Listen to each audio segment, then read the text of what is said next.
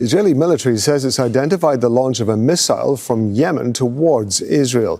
It says defense systems are working to intercept it. Yemen's Iran-backed Houthis joined the war earlier this week with a series of missile attacks that were intercepted. And in Tel Aviv on Tuesday, 9 people were injured by falling debris from missile interceptions. Large plumes of black smoke could be seen across the city. Yousef Mawry is live for us in the Yemeni capital, Sanaa. Yousef, the Israeli army claiming they've identified this missile launched from Yemen. What do we know so far?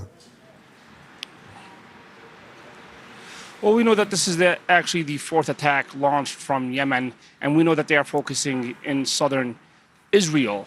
According to the reports, sirens sounded in wide areas across southern Israel, including Dimona and Bir Sheba.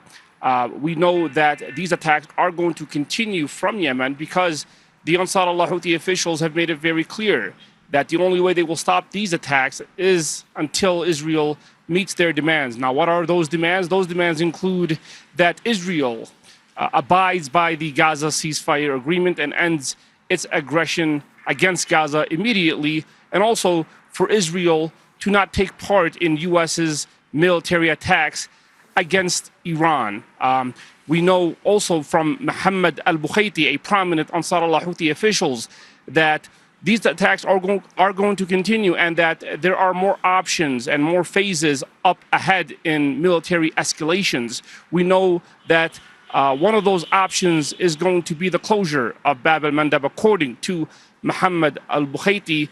And according to this Ansar Allah Houthi officials, some of these Gulf countries are directly responsible for U.S.'s aggression against Iran. He believes that they are allowing the U.S. to use their territory and allowing the U.S. to use military bases in Saudi Arabia and in the UAE. And according to this Ansar Allah Houthi officials, these Gulf states will also be held responsible if this aggression continues. Now, as I mentioned, this is the 4th attack. There hasn't been yet a response from Israel. Many Yemenis are expecting Israel to respond any day.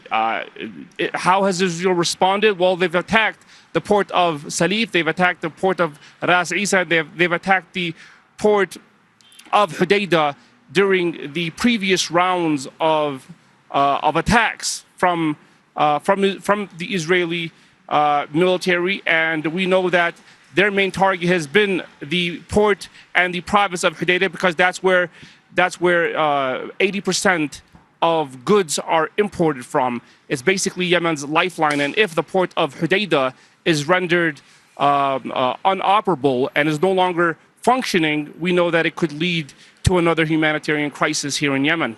Yousef Mawry there talking to us from the Yemeni capital, Sanaa.